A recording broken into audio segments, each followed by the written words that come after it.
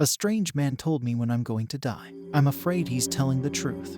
August 30th, 2023 at 11:56 a.m. What? I said, staring incredulously at the disheveled man sitting beside me on the park bench. Gaze affixed to the ground, he reluctantly responded. That's when you're going to die.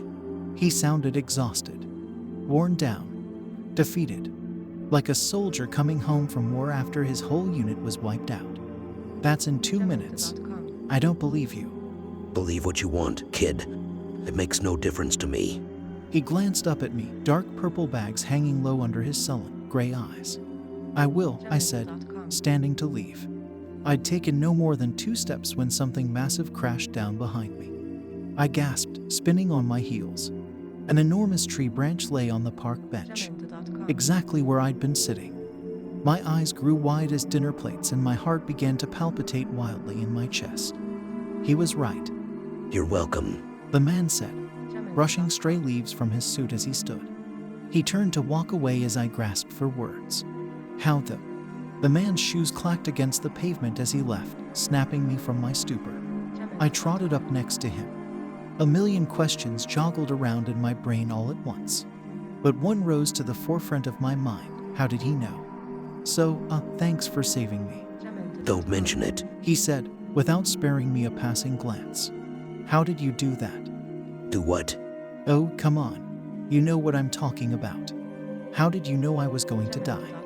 The man stopped in his tracks, turning to face me. He locked eyes with me, sending a chill rippling through my body. Look, kid, I've had this ability ever since I was a child. It's a curse and it's ruined my life.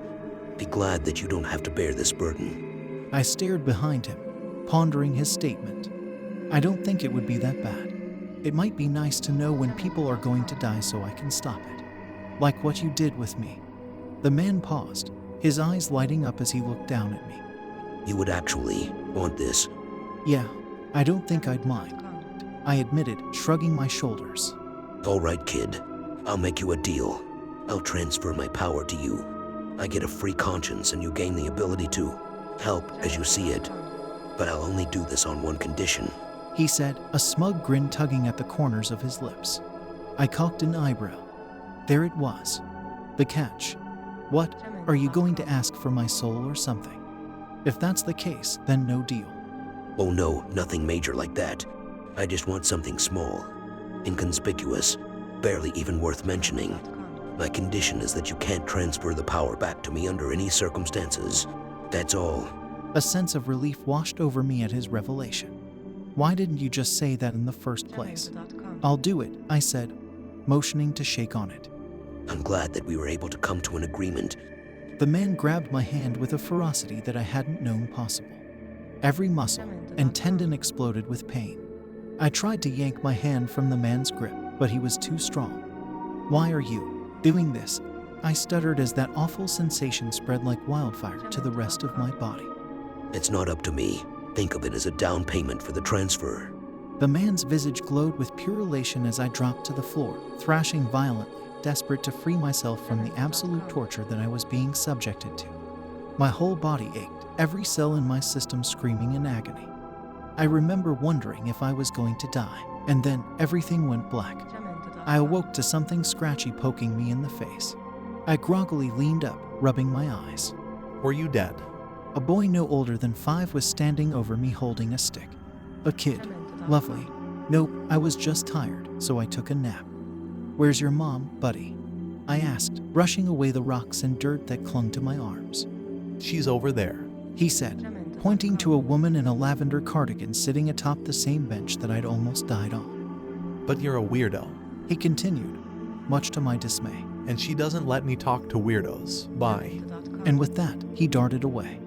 Normally, I'd be happy to be left alone. But as I watched the boy run, my heart plummeted into my stomach.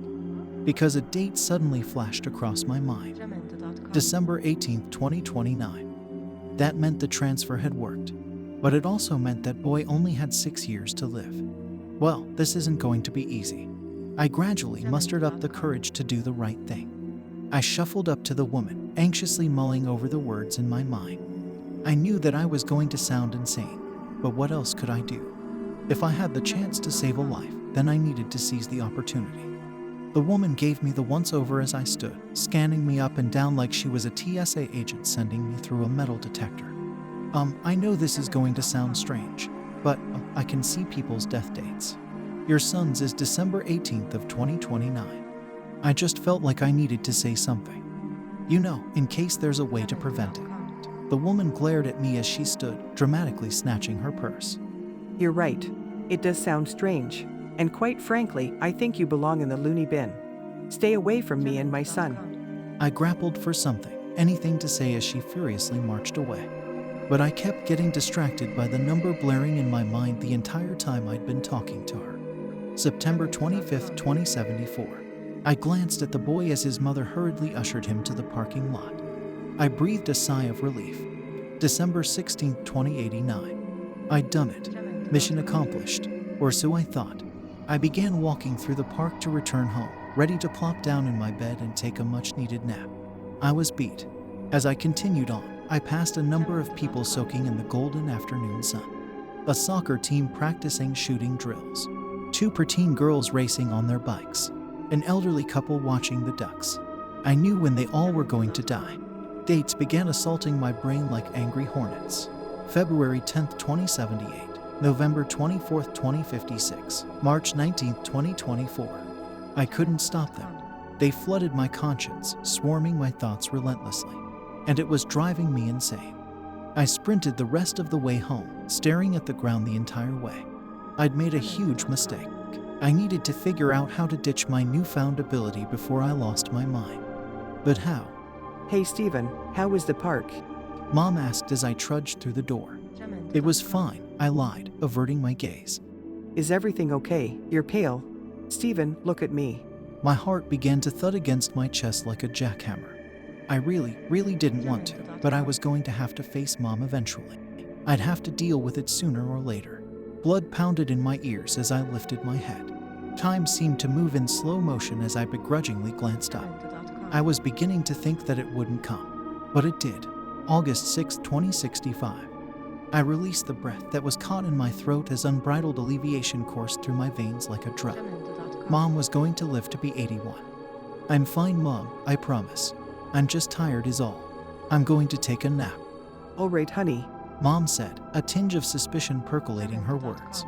But don't sleep too late. Dinner will be ready in a few hours. I flashed her a thumbs up as I disappeared upstairs. I pushed open the bathroom door, turning on the faucet. I splashed a handful of cold water in my face. Why the hell did I think any of this would be a good idea? I mean, the man literally told me that this ability had ruined his life. My head began to spin. I needed to get a grip. I locked eyes with my reflection. All the color suddenly drained from my face. I nearly passed out, grabbing the shower rod for support. I knelt to the toilet, spewing vomit into the bowl. It's been 2 hours since then, and I'm terrified to my core. Because every time I see my reflection, the date September 2nd, 2023 won't stop flashing in my head.